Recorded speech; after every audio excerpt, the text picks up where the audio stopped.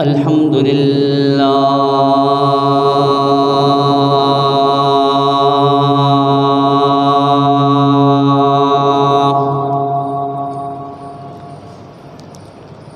الحمد للہ وحدہ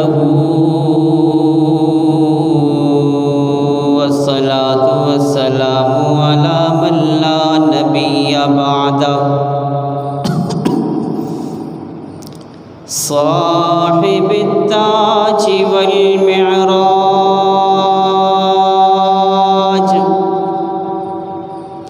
سید الانس والجنات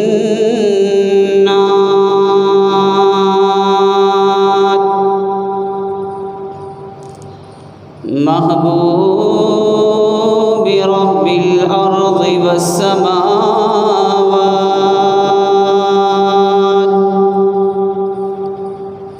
الذي اسمه مكتوب في الإنجيل والتوراة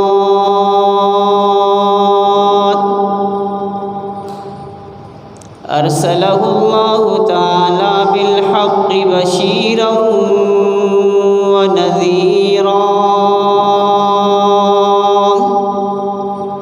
وداعيا إلى الله بإذنه وسراجا منيرا ونشهد أن لا إله إلا الله وحده لا شريك له ونشهد أن سيدنا وسندنا وحبيبنا وشفيعنا ورفيقنا ومولانا محمدا عبده ورسوله وقال الله تبارك وتعالى في كلامه المجيد والفرقان الحميد وكذلك نري إبراهيم ملكوت السماوات والأرض وليكون من الموقنين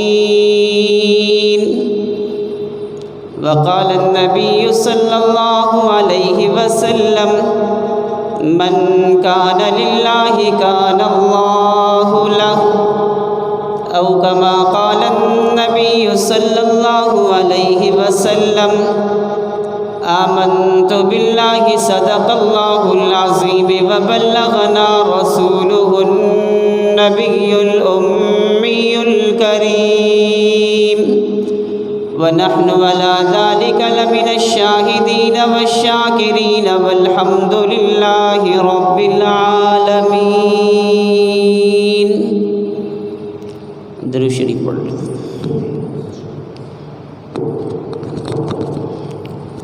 اللهم صل على محمد وعلى آل محمد كما صليت على إبراهيم وعلى آل إبراهيم إنك حميد مجيد.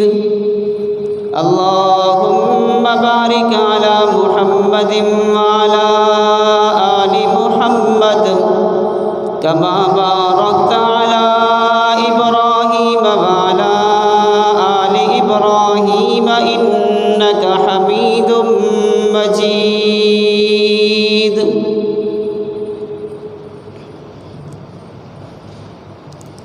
واجب التکریم سامعین مکرم، قرآن کریم فرقان حمید کی ایک آیت کریمہ آپ حضرات کے سامنے تلاوت کی ہے. اس آیت کریمہ کے متصل ہی گلدستہ احادیث میں سے امام الانبیاء صلی اللہ علیہ وآلہ وسلم کی ایک حدیث مبارکہ پڑھی ہے. رب ذوالجلال کی بارگاہ میں دعا گو ہوں کہ خالق کائنات مجھے حق اور سچ کہنے کی توفیق عطا فرمائے، اور مجھ سمیت تمام سامعین مجلس کو حق سننے، سمجھنے اور اس پر عمل کرنے کی توفیق عطا فرمائے۔ ماہ ذوالقعدہ کی آج 12 تاریخ ہے۔ گزشتہ جمعہ کی نشست میں سیدنا ابراہیم خلیل اللہ علیہ السلام سے متعلق کچھ معروضات آپ کے گوش و گزار کی تھی کہ اللہ رب العالمین نے قرآن مقدس میں سیدنا ابراہیم علیہ السلام کے متعلق فرمایا، وَإِذِ ابْتَلَىٰ إِبْرَاهِيمَ رَبُّهُ بِكَلِمَاتٍ فَأَتَمَّهُنَّ۔ ہم نے ابراہیم علیہ السلام کو چند امتحانات میں مبتلا کیا، فَأَتَمَّهُنَّ، بس وہ امتحان میں کامیاب ہوئے۔ دوسرے مقام پر فرمایا، وَكَذَلِكَ نُرِي إِبْرَاهِيمَ مَلَكُوتَ السَّمَاوَاتِ وَالْأَرْضِ وَلِيَكُونَ مِنَ الْمُوقِنِينَ۔ ہم نے جناب ابراہیم علیہ السلام کو عجائبات کا مشاہدہ کروایا، لِيَكُونَ مِنَ الْمُوقِنِينَ، تاکہ وہ یقین کرنے والوں میں سے ہو جائیں۔ سیدنا ابراہیم علیہ السلام نے جس گھرانے میں آنکھیں کھولی ہیں وہ بت پرستوں کا گھرانہ تھا۔ اطراف عالم میں نمرود بادشاہ کی حکومت تھی۔ اللہ تعالیٰ نے 4 بادشاہ ایسے بنائے ہیں جنہیں پوری دنیا میں حکومت دی گئی ہے۔ 2 بادشاہ ان میں سے مسلمان گزرے ہیں اور 2 غیر مسلم گزرے ہیں۔ غیر مسلموں میں ایک نمرود ابن کنعان ہیں جو سیدنا ابراہیم علیہ السلام کے دور میں تھے، اور دوسرے نمبر پر بختی نصر کہلاتے ہیں۔ مسلمانوں میں سیدنا سلیمان ابن داؤد سلام اللہ علیہما، اللہ کے وہ واحد نبی ہیں جنہیں اللہ نے پوری دنیا میں حکومت عطا فرمائی، اور دوسرے نمبر پر سیدنا سکندر ذوالقرنین، انہیں شرق اور غرب یعنی مشرق اور مغرب پر حکومت عطا کی گئی۔ وَيَسْأَلُونَكَ عَنْ ذِي الْقَرْنَيْنِ قُلْ سَأَتْلُو عَلَيْكُم مِّنْهُ ذِكْرًا إِنَّا مَكَّنَّا لَهُ فِي الْأَرْضِ وَآتَيْنَاهُ مِنْ كُلِّ شَيْءٍ سَبَبًا فَأَتْبَعَ سَبَبًا۔ یہ سیدنا سکندر ذوالقرنین کے متعلق ہے، یہ دوسرے بادشاہ تھے۔ جناب ابراہیم علیہ السلام کا جو دور تھا وہ نمرود ابن کنعان کا دور تھا۔ اس کے تخت پر عموماً کاہنوں اور جادوگروں کا راج ہوا کرتا تھا۔ آئے دن جب ان کا تخت بچتا تو آغاز صبح وہ کاہنوں اور جادوگروں سے کرتے تھے کہ آسمان پر جو فلک ہے، ستارے ہیں، کواکب ہیں، یہ ہمیں کیا علامات بتا رہے، کیا نشانیاں بتا رہے، کیا آثار بتا رہے کہ ہماری حکومت میں، ہماری سلطنت میں، ہماری بادشاہت میں کوئی تغیر، تبدل، کوئی تبدیلی، کوئی اثرات نمایاں تو نہیں۔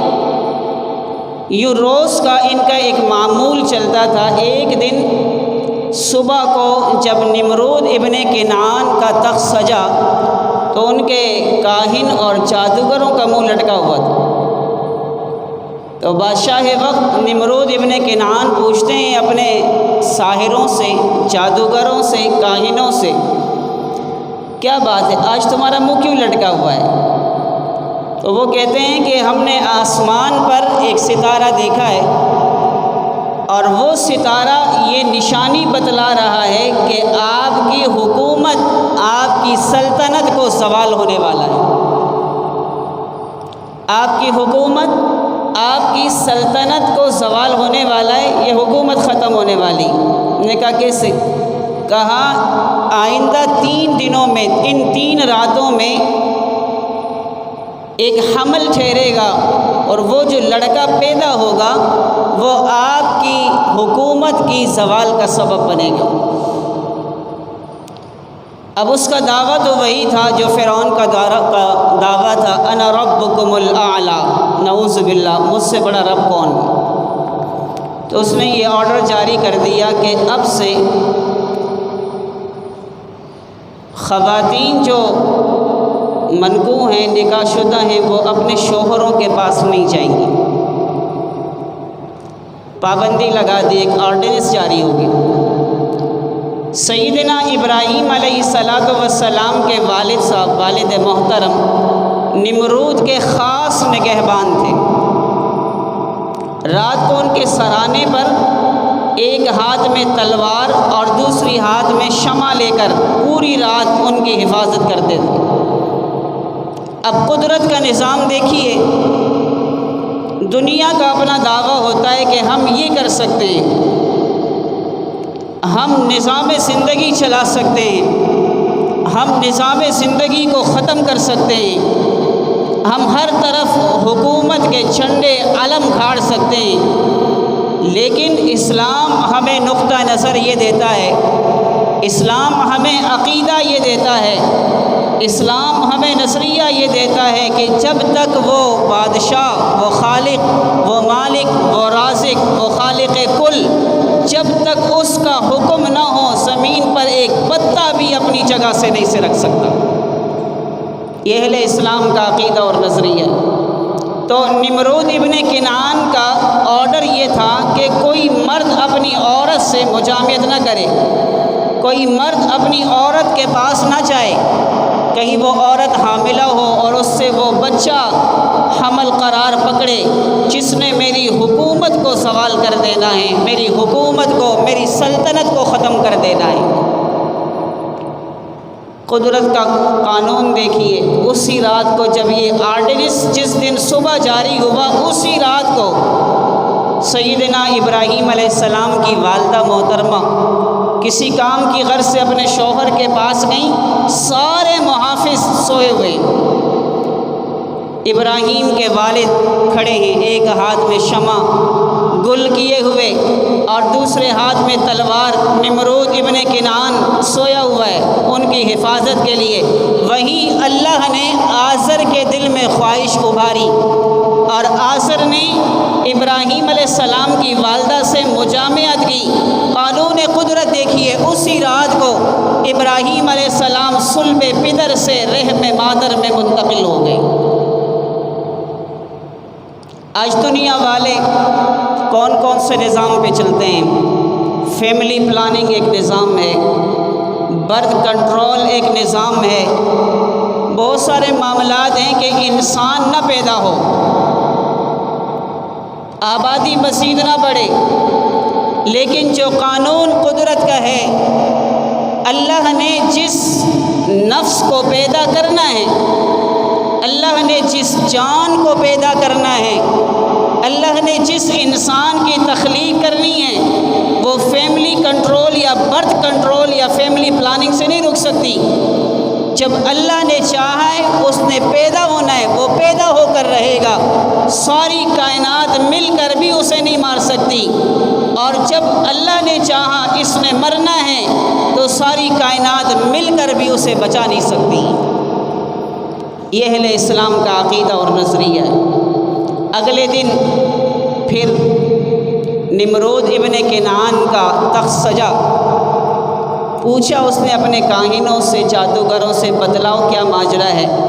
انہوں نے اپنے علم سے، ذرائع سے پتہ لگا کر بتایا کہ بادشاہ سلامت، جس بچے کے متعلق ہم نے آپ کو بتایا تھا وہ گزشتہ رات صلب پدر سے رحم مادر میں منتقل ہو چکا ہے۔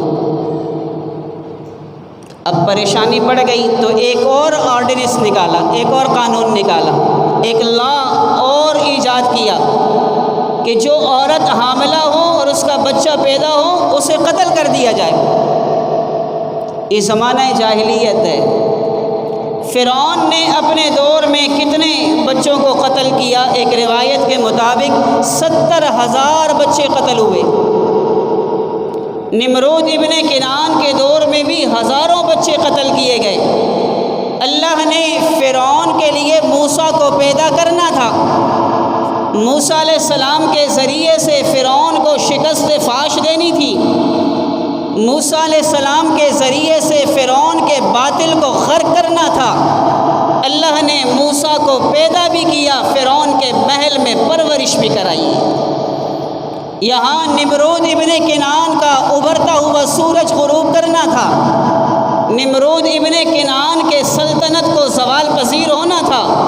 نمرود ابن کنعان کی بڑائی کو ختم کرنا تھا۔ اللہ کی الوہیت کو چار داغے عالم میں سجانا پھیلانا تھا۔ اللہ نے ابراہیم کو آزر کے گھر میں پیدا کر دی۔ چنانچہ روایت میں آتا ہے کہ جب ابراہیم علیہ السلام کی ولادت کا وقت ہوا تو والدہ پریشان ہو گئی، جس طرح موسیٰ علیہ السلام کی والدہ پریشان تھی۔ ان کے دل میں اللہ نے ڈالا، وہ قریب میں ایک پہاڑ میں چلی گئی۔ فرماتی ہیں اس پہاڑ کے میں غار میں گئی تو اندھیرا ہی اندھیرا تھا۔ یہاں کچھ وقت کے بعد وضع حمل ہوا۔ سیدنا ابراہیم خلیل اللہ علیہ السلام، اللہ کے لاڈلے خلیل، دنیا میں تشریف لائے، آپ کی ولادت ہوئی۔ حضرت ابراہیم کی والدہ کہتی ہیں وہ غار جس میں کھٹا ٹوپ، اندھیرا، سیاہی اور تاریکی تھی، وہ روشنیوں سے مہک اٹھا۔ اب بچہ پیدا ہو گیا، ظاہر ماں تو پریشان، بچے کو لے کر قوم میں جا نہیں سکتی، وہاں جائیں گی تو سب سے پہلے ابا آزر موجود ہے، وہ نمرود کا خاص نگہبان ہے، اس نے نہیں چھوڑنا۔ اگر باپ کی شفقت پدری غالب آتی ہے تو محلے والے نمرود کو اپنا خدا کہتے ہیں، وہ نہیں چھوڑیں گے۔ اگر اڑوس پڑوس والے ترس کھا لیتے ہیں، پھر بھی کسی نہ کسی ذرائع سے نمرود کو خبر ملے گی اور میرا بچہ قتل ہو جائے گا۔ آخر کار مجبوراً حضرت ابراہیم کی والدہ ابراہیم علیہ السلام کو اسی غار میں چھوڑ کر آتی ہیں۔ یہاں ابراہیم کی والدہ غار سے نکلی تو پہاڑ خود آ کر غار کا منہ بند کر دیتا ہے۔ اب ایک طرف ہم دیکھیں، جب غار کا منہ ہی بند ہو گیا، زندہ رہنے کے لیے پانی کی بھی ضرورت ہے، کھانے کی بھی ضرورت ہے، ہوا کی بھی ضرورت ہے، عناصر اربع کی ضرورت ہے۔ اب عقل کیا کہتی ہے؟ مر جائے گا۔ کچھ بھی نہیں ہے، کوئی سبب نہیں ہے، کوئی ذریعہ نہیں ہے، کسی قسم کا کوئی وسیلہ نہیں ہے، نہ ذرائع ہیں، نہ اسباب ہیں، نہ وسائل ہیں۔ اب یہ بچہ پروان کیسے چڑھے گا؟ اس بچے کی تربیت کیسے ہوگی؟ دیکھو، جناب موسیٰ کو دریائے نیل میں بہایا گیا، اللہ نے فرعون کے محل پہنچایا۔ جناب مریم سلام اللہ علیہا کو اللہ نے بیٹا بغیر باپ کے دیا۔ جناب حضرت عیسیٰ علیہ السلام بغیر باپ کے دنیا میں آئے۔ جناب آدم بغیر ماں باپ کی دنیا میں آئے۔ جناب حوا ابا آدم کی دائی پسلی سے پیدا ہوئے۔ یہ نظام قدرت ہے۔ چلو شداد کو دیکھ لو، آج جنت بنا رہا ہے، اس کے ماں باپ دریا میں غرق ہو گئے، تختے پہ چلنے والا بچہ اللہ نے اٹھایا، آج وہ اپنی جنت بنا رہا ہے، اپنی حکومت بنا رہا ہے۔ پالنے والی ذات بھی وہ ہے، مارنے والی ذات بھی وہ ہے، وہ حی لا یموت ہے، اسے موت نہیں آتی، وہ ہمیشہ اور زندہ رہنے والا ہے۔ وہ جسے چاہے پیدا کرے، جسے چاہے مار دے، جسے چاہے سلامت رکھے، جسے چاہے ختم کر دے، جسے چاہے وہ آسمان نبوت پر پہنچا دے، اوج ثریا کا ستارہ بنائے، اور جسے نہ چاہے پوری کائنات مل کر بھی اسے بچا نہیں سکتی۔ اللہ تعالیٰ نے فوراً آسمان نبوت سے جناب جبرائیل امین علیہ السلام کو بھیجا۔ انہوں نے آ کر ابراہیم کے دونوں انگوٹھے لیے، ان کے منہ میں دیے۔ قدرت کا نظارہ دیکھیے، اللہ نے ایک انگوٹھی سے شہد کا چشمہ جاری کر دیا، دوسرے انگوٹھے سے دودھ کا چشمہ جاری کر دیا۔ یوں ابراہیم علیہ السلام کی پرورش۔ ان کی والدہ کہتی ہیں ہر ہفتے میں آ کر غار کھول کر جا کر اپنے بچے کو دیکھ آتی. میں حیران تھی، ایسی پرورش میرے گھرانے میں نہیں ہو سکتی، ایسی پرورش آزر نہیں کر سکتا، ایسی پرورش نمرود ابن کنعان کے محل میں نہیں ہو سکتی جو اللہ نے اس غار میں میرے لاڈلے ابراہیم خلیل اللہ کی. 7 سال کے بعد 7 سال کا عرصہ جناب ابراہیم علیہ السلام نے اس غار میں گزارا ہے. کہاں ہے دنیا کی عقل، کہاں ہے سائنس کی ایجادات؟ یہ بھی معجزے سے کم نہیں. جناب ابراہیم علیہ السلام 7 سال کے بعد اپنے گھر آئے. اللہ نے جناب ابراہیم علیہ السلام کو مناظر بنا کر بھیجا. آپ توحید کے علم بردار تھے، آپ موحد اعظم گزرے ہیں. آپ نے بچپن ہی میں اپنے والدین سے ایسے سوالات کیے کہ ان کی عقل ورطہ حیرت میں پڑ گئی. یہ بچہ پوچھ کیا رہا ہے؟ کیوں؟ ان کے سامنے ایک ماحول تھا، میرا رب کون؟ فلاں. فلاں کا رب کون؟ نمرود ابن کنعان. اس کا رب کون؟ فلاں آسمان پر ستارہ. اس کا رب کون؟ فلاں چاند. اس کا رب کون؟ فلاں سورج. بازغتاً سب سے بڑا ہے، اس سے بڑا تو کوئی رب ہی نہیں ہو سکتا. لیکن ابراہیم علیہ السلام نے حالات بدلے. ابراہیم علیہ السلام نے حالات بدلے. بچپن ہی سے سوال کیے. اپنے گھر میں بیٹھے ہیں، سامنے اماں محترمہ بیٹھی ہیں، پہلا سوال اپنی والدہ سے کیے.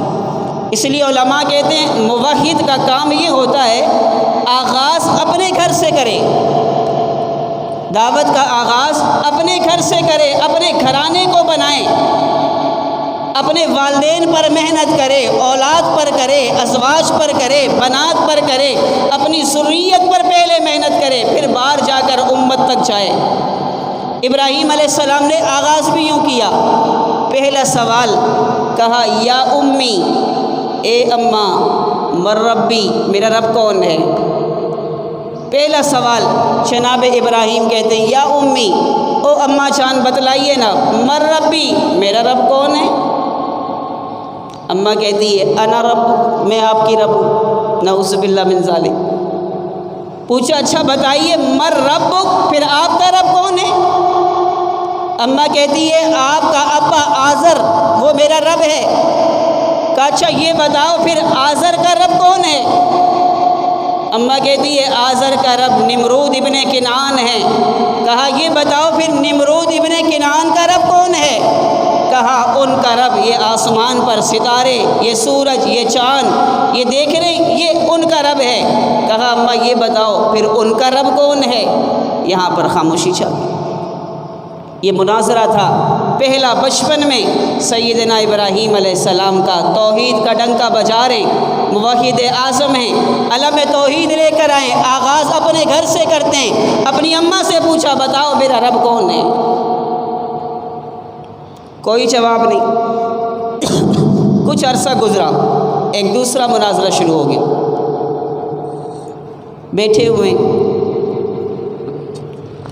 آسمان پر دیکھتے ہیں، عموماً رات میں ستارے جگمگاتے ہیں.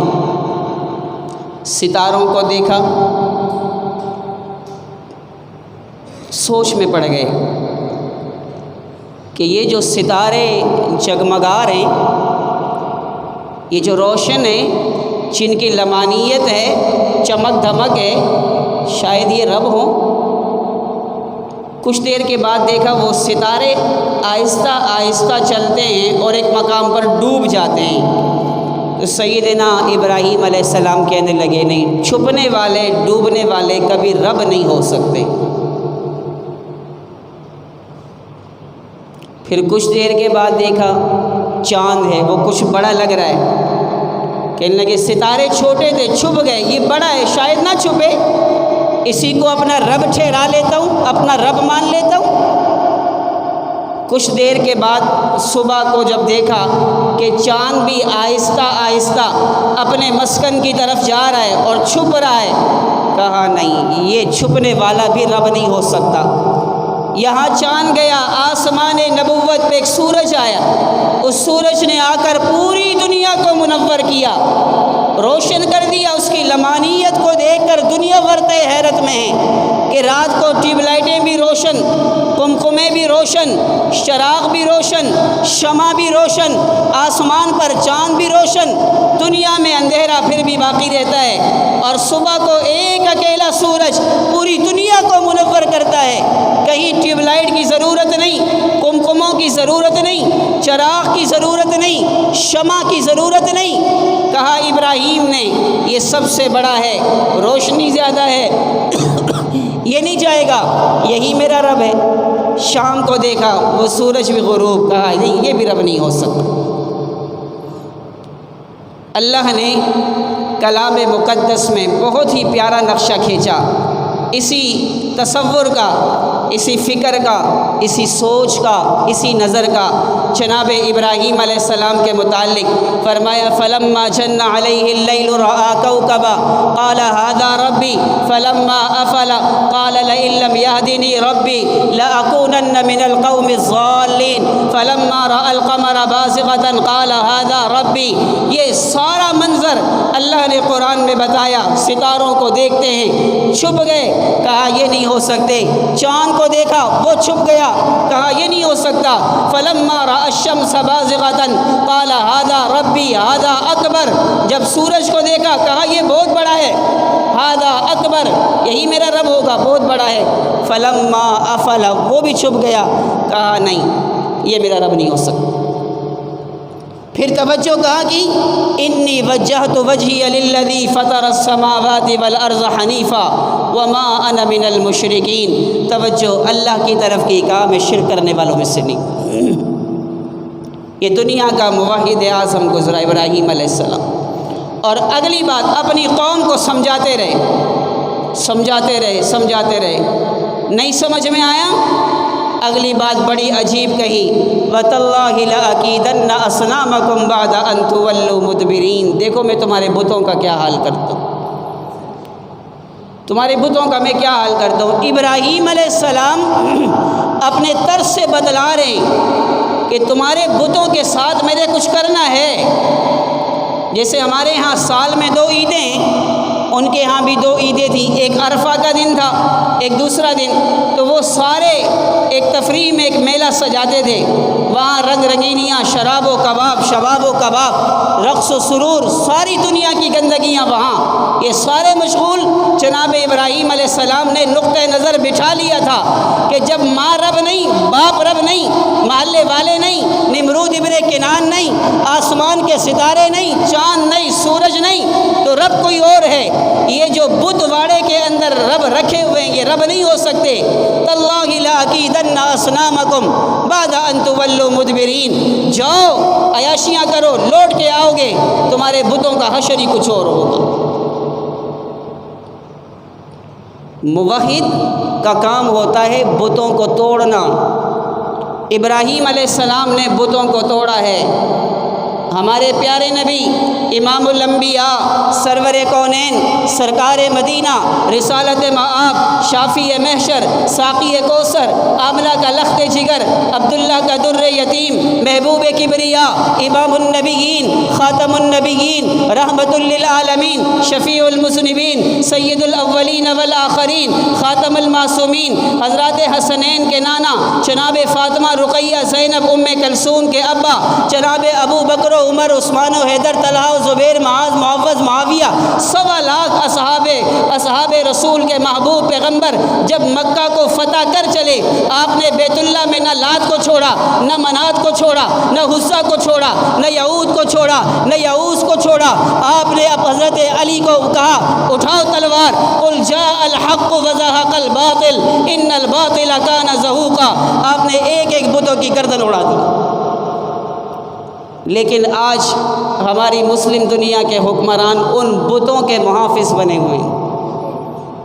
افسوس کا مقام ہے، مساجد کی حیثیت نہیں، مدارس کی حیثیت نہیں، اللہ والوں کی حیثیت نہیں، خانقاہوں کی حیثیت نہیں، تبلیغ کی حیثیت نہیں، اگر حیثیت ہے تو مندروں کی حیثیت ہے، اس پہ قوم کا پیسہ اٹھا اٹھا کر بے تحاشا لگایا جا رہا۔ اور آپ کو عجیب سی بات بتلاؤں، ماہ رمضان آپ نے دیکھا کس طرح گزرا، ان کم بختوں کی وجہ سے، ان ملعونوں کی وجہ سے۔ آپ نے دیکھا مدارس مساجد کی بندش، تبلیغ کی بندش، ان کی وجہ سے۔ دوسری طرف سارے معاملات آزاد ہیں، جہاں عیاشی ہے وہاں آزادی ہے، جہاں جو ہے گدھے گھوڑوں جانوروں کی طرح کھانا پینا ہے وہاں خود ارباب اقتدار موجود ہیں، عوام کی بھیڑیں خود لگوائیں، باہر کا مال سارا اپنے جہنم میں ڈال دیا، ہر طرف معاملات الٹ بلٹ۔ اب آ کر اسلام کی ایک اور نشاط ثانیہ کو نقصان پہنچانے کے لیے بھرپور کوشش۔ اسلام آباد میں مسجد شہید مندر کی تعمیر چل رہی، اور عجیب بات یہ ہے کہ ان سے پہلے جو ہیں ان کا آپس میں اختلاف چلتا رہا ہے، اسمبلیوں میں، پارلیمنٹ میں، ہر جگہ اختلاف رہا ہے، یہ انہیں نہیں مانتے، وہ انہیں نہیں مانتے، لیکن جہاں اسلام خلاف ایشوز آتے ہیں تو پھر آقا جو حکم دیتا ہے غلام سارے ایک جگہ جمع ہو جاتے ہیں، آقا ان کا وہاں ہے، یہاں یہ اس کے غلام ہیں۔ اب جب مندر بتوں کی پرورش، تربیت، ان کے لیے جگہ بنانے کی ایشو آئی تو شریف اداران بھی، پی پی والے بھی، اور حکمران تو ویسے ہی ماشاءاللہ سب سے آگے، سارے ایک جگہ جمع ہو گئے۔ یہ ہمیں درس کیا دے رہے ہیں؟ یہ ہمیں خود دعوت فکر دے رہے ہیں، ہمیں سمجھنے کی ضرورت ہے۔ یہ ہمیں بتا رہے ہیں کہ ہم وہ نہیں جو آپ سمجھتے ہیں، ہم کوئی مدینہ کی ریاست نہیں بنانے والے، ہمیں جو باپ اوپر سے کہے گا ہم وہی کریں گے۔ لہٰذا میں نے پہلے بھی عید کے اجتماع سے یہ بات کہی ہے، ان میں جانا، ان کے ساتھ اٹھنا بیٹھنا، لین دین، معاملات، ان ساری چیزوں کو دیکھ کر اپنا مراقبہ کریں۔ اجازت دل دیتا ہے، اللہ کا قرآن دیتا ہے، نبی کے فرامین دیتے ہیں، آپ کا ایمان والا دل اجازت دیتا ہے تو جائیں، ورنہ شرن کوئی حیثیت نہیں، وہ تو خود ہیں ہی غرق کی غرق، ساتھ میں آپ کا ایمان بھی غرق کریں گے۔ بہرحال ابراہیم علیہ السلام کے متعلق عرض کر رہا تھا، موحد تھے، توحید کے علم بردار تھے، انہوں نے بتوں کو توڑا ہے، پالا نہیں ہے۔ ہمارے نبی نے بتوں کو توڑا ہے، پالا نہیں ہے۔ محمود غزنوی کے سامنے اتنا اونچا بت، سارے دنیا کے ہندو کہتے ہیں اربوں خربوں لے لو، اس بت کو نہیں کہنا۔ محمود غزنوی کہتے نہیں، میرے نبی کی سنت یہ نہیں ہے، قل جاء الحق وزهق الباطل ان الباطل کان زہوقا۔ اپنا گرز اٹھایا اور اس سومناتھ کے مندر کے بت کو توڑا۔ اللہ نے اس سے زیادہ جو ہندوؤں نے آفر کی، ہم اربوں خربوں کا سونا دیں گے، اللہ نے کئی گنا اس سے زیادہ اس بت سے نکال کر جو ہے وہ محمود غزنوی کے ہاتھ میں دے دی۔ تو جو اسلام پہ چلتا ہے اللہ اسے نوازتا ہے، جو اسلام کا مذاق اڑاتا ہے اللہ اسے ذلیل اور رسوا کرتا ہے۔ لیکن افسوس یہ کہ انہیں جتنا بھی ذلیل رسوا کر لو انہیں کوئی فرق نہیں پڑتا۔ من فاتک الحیا فافعل ما شئت، جب انسان کی حیا اور شرم فوت ہو جائے وہ کپڑے اتار کر بھی بازار میں گھومتا رہے، کوئی فرق نہیں پڑتا۔ اللہ تعالیٰ عمل کی توفیق سے نوازے، سیدنا ابراہیم خلیل اللہ علیہ السلام کی طرز زندگی اپنانے کی توفیق عطا فرمائے۔ یار زندہ صحبت باقی وما علینا الا البلاغ۔